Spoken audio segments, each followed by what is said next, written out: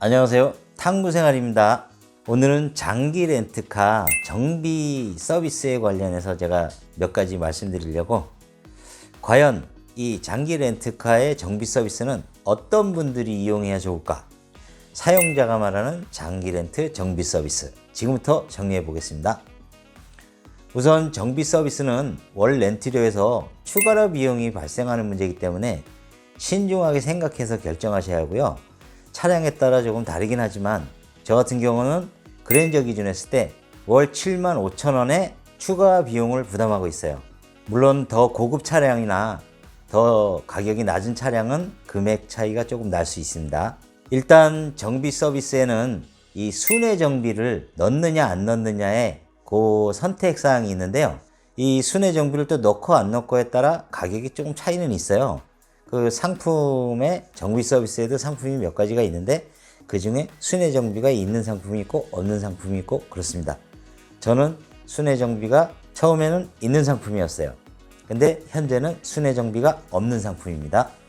요거는 처음에 계약할 때 정해지는 거라 중간에 바꿀 수 없으니까 여러분들이 결정하실 때는 순회 정비를 잘 생각해 보시고 제가 지금부터 얘기하는 거를 들어보시고 결정을 하시면 됩니다. 이 순회 정비가 어떤 분한테는 필요할 수도 있지만 어떤 분한테는 굉장히 쓸데없는 게 될 수가 있어요. 저 같은 경우는 순회 정비를 왔는데 어디가 좀 이상해요.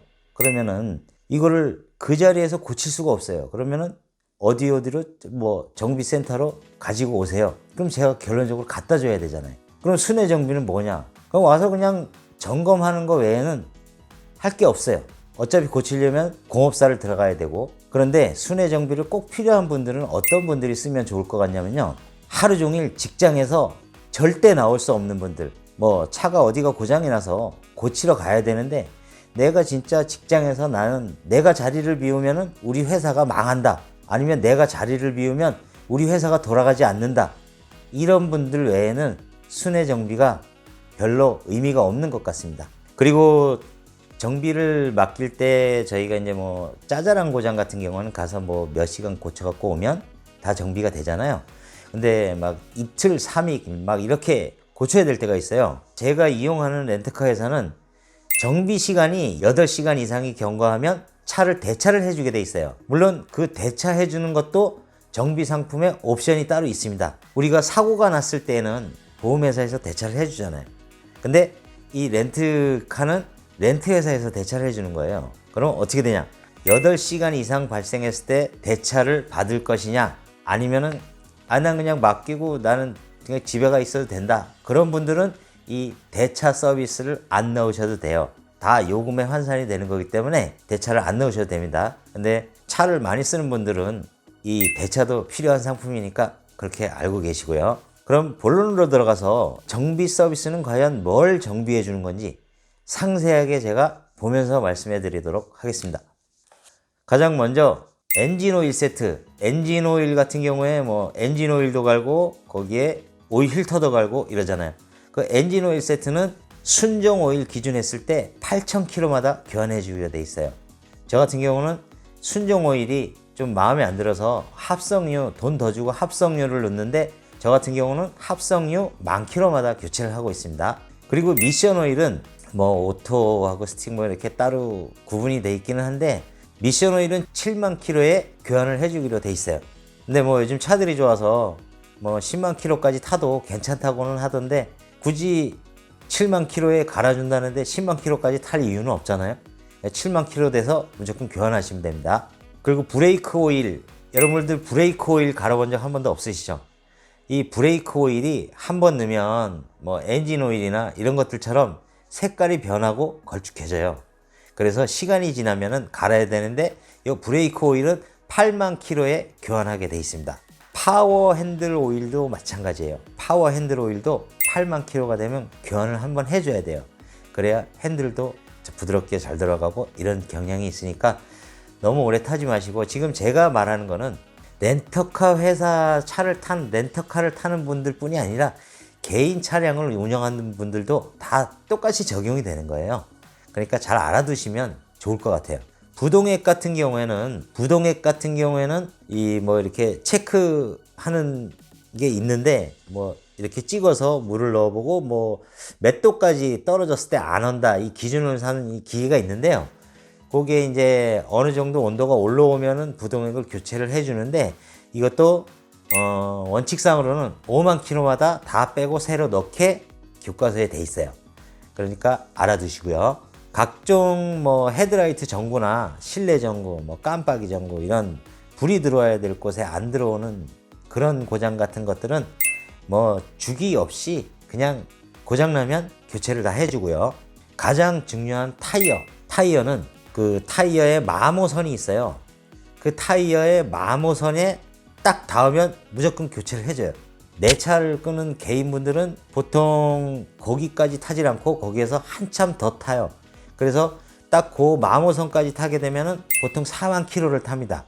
근데 그 4만 킬로를 더 타죠. 그래서 그거 하나는 굉장히 좋은 것 같아요. 이 마모선까지 도달했을 때 그냥 군말 없이 교체해 준다는 거. 그 마모선이 넘어가서 타게 되면 굉장히 위험해요.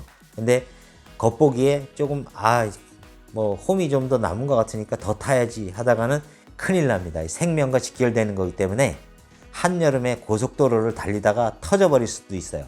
그러니까 마모선 한계에 딱 도달하면 바로 교체를 하시는 게 좋습니다.